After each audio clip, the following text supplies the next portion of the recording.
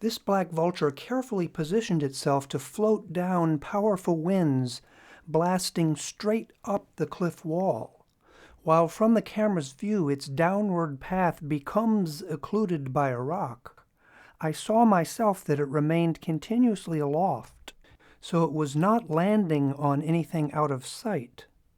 I have seen ravens do this too.